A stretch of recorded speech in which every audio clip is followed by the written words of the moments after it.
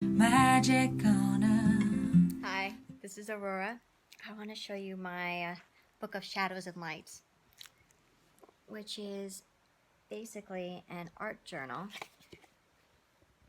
and a personal journal that holds all of my most important thoughts and feelings, and maybe not even my important thoughts and feelings, because I can write whatever I want and then burn that away and journal something else new. And the idea is to hold all of my shadows and all of my lights and everything that makes me whole. A week ago, I found out I'm pregnant, and I've been doing a lot of journaling around visions I've had for childbirth. But I want to show you a little bit of my book of shadows first before we talk about that, which at the beginning, see, I've got this witch I made. It says, I am worthy, book of shadows. And I have a list I created, which talks about all things sex, all things birth. Oh, actually, it goes sex, death, abortion, birth, phases of life, phases of transition, marriage,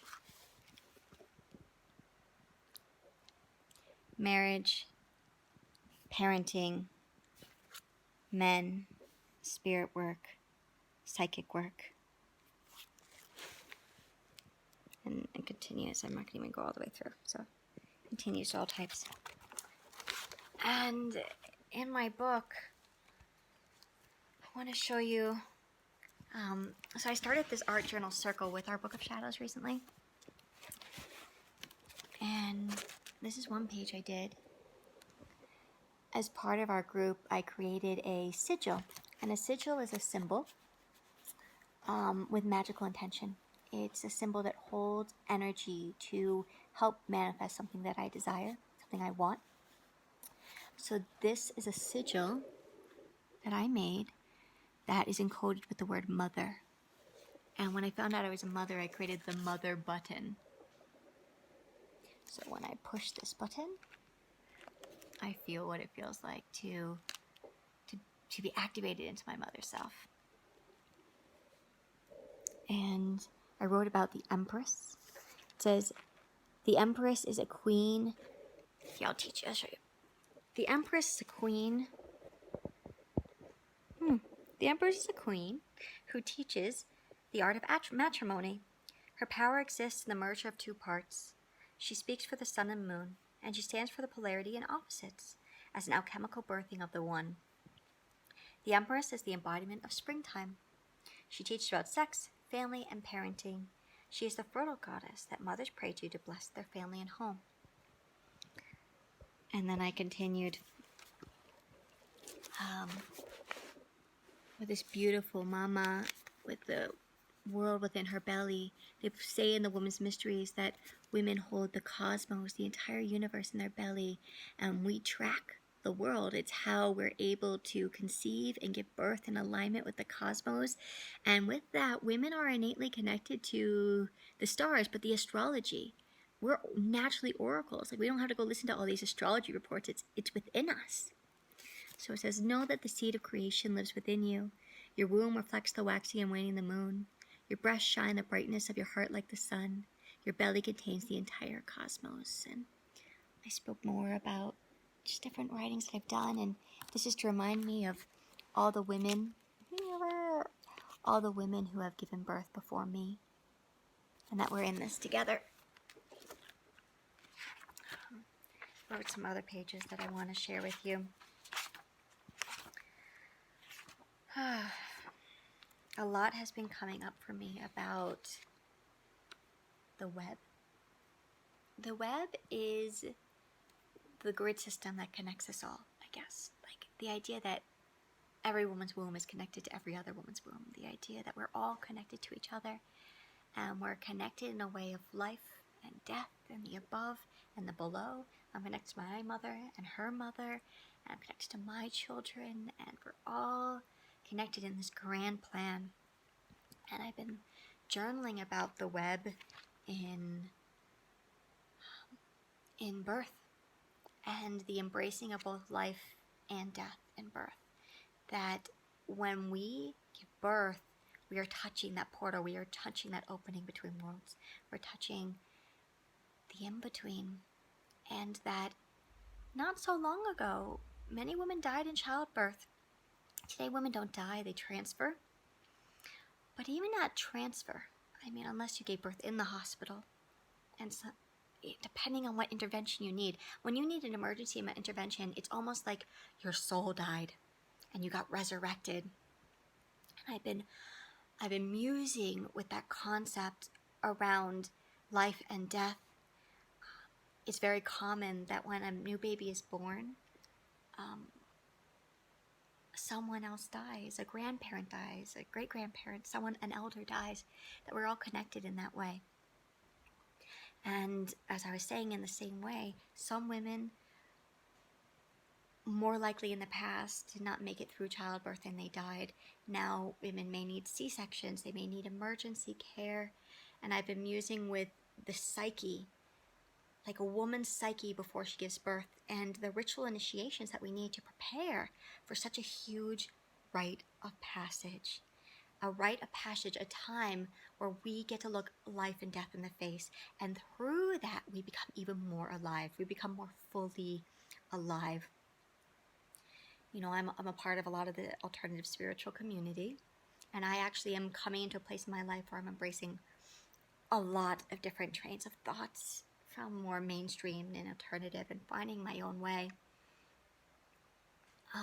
But there's a thought that says that when women are designed to give birth, right? Animals give birth. If animals can give birth, we give birth. Women are designed. And what I've been feeling into is what happens when a woman doesn't actually give birth. She feels connected to her body. She's done her work to know her body, but she still transfers, or she has a C-section. What does that mean for her? Does that mean that she was weak? And I don't think that means she's weak at all. The ancients would have said that whether you live or die is actually predestined, that it's up to the gods. And some of us are meant to go through a death portal as our soul journey, or maybe our child was meant to die. And that does not make you weak. That makes you very powerful. That makes you very powerful. I had a vision not too long ago where I spoke to a woman from an old tribe, and she said to me, and I'll show it to you in my book, she said,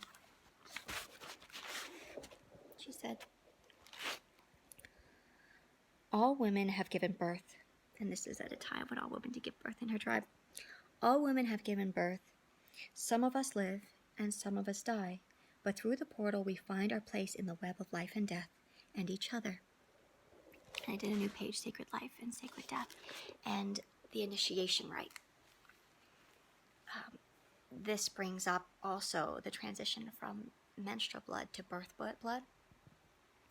And what does that mean? Like the initiation rite of going from menstrual blood to birth blood, then to milk. And these phases and these initiations in life, which we don't have set up in our culture, but we do not have control over how it is that we're going to give birth. I know that today we're all trying to have more control, and women are reconnecting to their bodies, and they're doing different types of practices. But in truth, in the end, a lot of it is unknown. A lot of it is destined to be. And it's important to have the psychological support to handle anything that happens. So in ancient times, women would either live or they would die. But they understood that they were connected to a web that was greater than themselves, and that there was purpose in everything. And today, when a woman transfers, because we don't actually die, it's like the soul died. You know, their soul went through a soul death. And I didn't tell you what that tribal woman said to me, because she told me about the web, right? This page about the web. In my vision, I asked her, well, in our culture, women don't die. They actually get resurrected. And she said, oh, that means in your culture, these women are gods. These women are superhuman. These women have touched death and have come back to tell the story. They are the leaders of the community. You don't get shamed because you touch death and come back. You get celebrated for the journey. You are powerful because you went there. You are powerful because of your C-section. You are powerful in that resurrection. It's brought up more thoughts for me too around medical intervention and the line between science and nature, the line between what's meant to be. And the thing is that in our culture, no one's going to die. As in, it's very, very rare. We will be resurrected. So in that same way, in ancient times, when in order to help our psyche, we embraced all spectrums of life and death, now in our culture, we need to embrace life and the hospital care, natural childbirth, and like the streamlined focus towards our own birthrights, but also be okay with the intervention that would allow us to die and be reborn, and to see all of it as powerful.